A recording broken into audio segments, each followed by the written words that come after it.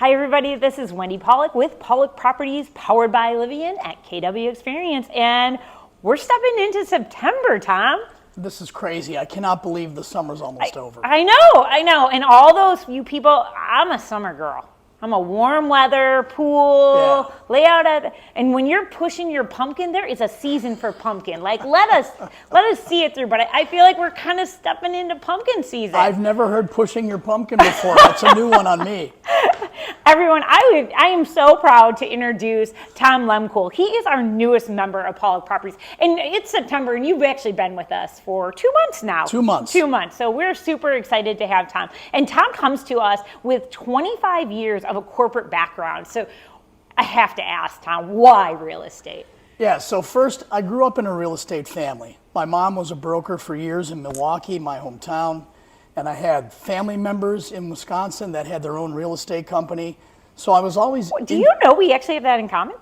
No. Yes, What? my grandma worked for King Real Estate out of Darien, Illinois. That is unbelievable. Is that not crazy? That was one of the things she did. So that's awesome. Our family had... Who would have thought, though, that we'd end... I did not think that this would That's be my crazy. path either. So that's awesome. Yeah, it was Solberg Realty in Fond du Lac, Wisconsin. Amazing. Yeah. Amazing. So, you know, I'm in corporate America for many years. And by the way, the other thing was I was always really interested in the entire home buying process. And if you go down any neighborhood, even though all the homes might have been built at the same time, they all end up being different. Yeah. People put on It's additions, really fascinating. or they tear down walls, and just that whole process of looking at a house and trying to figure out for a family, for a client, what would life look like here every day, and helping people to make one of the biggest decisions they make in their entire lives was something I've always wanted to do, and I got to the point in my career where I had the freedom to pursue it. That's amazing. That's amazing. So what I've heard you say was really, it's in your blood and you love helping people. Exactly.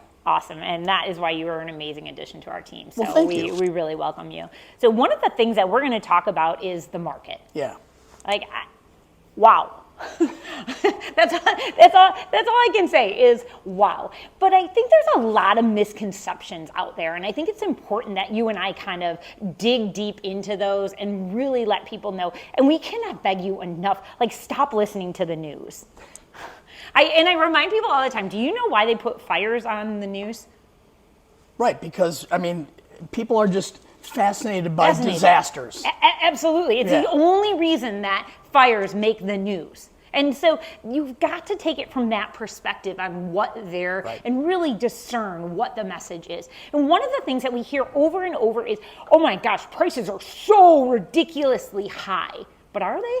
So that's a great question. And I thought the information that we heard of Keller Williams, really interesting. And what really stuck with me was when he said there's never a bad time to buy the right piece of real estate. The right piece of real estate, yeah. And the graphs that they showed us yesterday showed, you know, based on historic trends, we're only a few percentage points above what would be considered the norm. So let's talk about that. And we're going to show you a graph. So usually the rise is 3 to 4% every single year historically. And so what we've seen now is that we're actually only 7% over that trend line if we look. And what it just feels ridiculous because we dipped so low, you know, in the crash of 2009 and that recovery. But if that never happened, we would have been right on track, and it really isn't as high as people are making it out to be. And here's the thing is, prices are not dropping, Tom. Right. They're not dropping.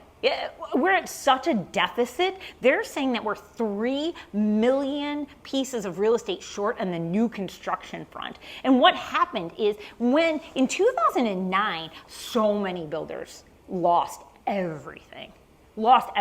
So they've got a little PTSD. And some just are no longer there.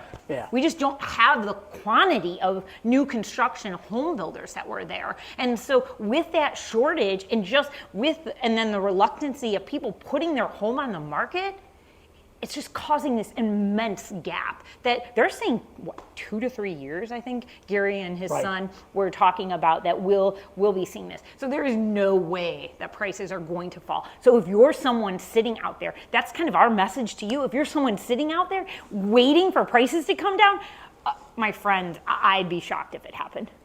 And by the way, you referenced 2009. I worked for Illinois Tool Works during 2009, and they're a huge company in residential construction, and their business got rocked because of that recession and the collapse of that housing market.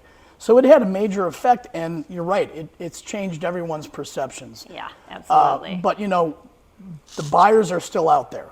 They are. And because homes go up on average 4% per year in value, if you're sitting on a house now that you've owned for X number of years, you've already built a ton of equity. Yeah. Which means it's a great time to be on the market and sell. I think that's, let's leave people with this. So you've really led us right into that. I thought this was a great statistic that they shared. 70% of Americans who own a home have 50% or more equity. Right. And now we've helped there's really two scenarios you can do with that equity. And we're not sure which one of these would fit you, but I think that this is really good food for thought. There's one. So let's say you're one of those Americans that has more than 50 or more percent.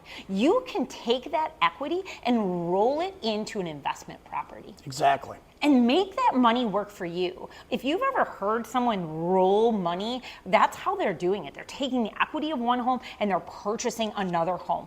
So if that is something that you're like, oh, wow, tell me more about that, please give us a call, because that is something we can help people with just making, and again, that's what they truly say is the wealthy is, if you're doing nothing and your money's making you money, that's truly the epiphany of wealthiness. And the second thing we've helped people do, Tom, and you've been a part of this, is if people are in debt. Yes. And you know, there's nothing, so they've got equity in their home, they have debt, and everyone's so concerned with that, 6-7% home loan. But it makes me kind of laugh, because if they open up their credit card bill, there's probably a 20 to 25% on that. So what we've helped a family do is actually take the equity out of their home, pay off their loans, their debt, and then you only need 3.5% to put on the next home. And when at the end of the day, they were saving $1,400, Tom, per month by the combined interest, not focusing on just one piece of it, but combining those interest rates. And so the math is pretty simple. So you look at your portfolio, anything that you have in debt that's at a higher interest rate than anything you might be able to invest in, that's where you go first with your money and pay that off. Absolutely. And so you're right. If you have equity in your home and you have a loan at 7%, to take that and use it to pay off 15-20% interest rate debt, what a great opportunity to make your family's finances healthier. Absolutely. And you might be wondering, well, how much is my home worth? We're your people. Yes. Give us a call. We have no problem. Even if you have no thought of moving, please, it's your largest asset. You need to have a pulse on that. Reach out to us. Let us know. We would quickly pull a CMA. We can come out, kind of take a quick look, and then just let you know, and then give you some options. Like I said, either you can roll that equity into an investment to really have your money work for you, or you can pay off that debt, get a clean slate, and that family we talked about, they actually move themselves up into a larger home that fits their family's needs for less money. That's a win-win in my book. And that's one of my favorite things to do for clients is that home analysis, do the comparative marketing analysis, go in based on great data from the market and say, look, you've owned your home now for 8 years. This is what you paid for it. This is what's left on your mortgage. Here's the equity you have in that home, and here's what we believe this home would sell for today. Absolutely. And people are generally very pleasantly surprised when they realize how much value they have in that asset. So if you don't take anything away from what we've been talking about today, I think the biggest takeaway is when people ask, is now a good time to buy? It's always a good time to buy. You need to constantly have your eyes open, be looking for that investment or a way to help your family financially. You never know what's around the corner. Right, so and that's why I'm here. Absolutely, reach out, and we are grateful you're here. So thank you, I'm thrilled to be a part of the team. Yeah, so are we. We're just so thrilled. So thanks, everybody. Make it a great September. Bye-bye.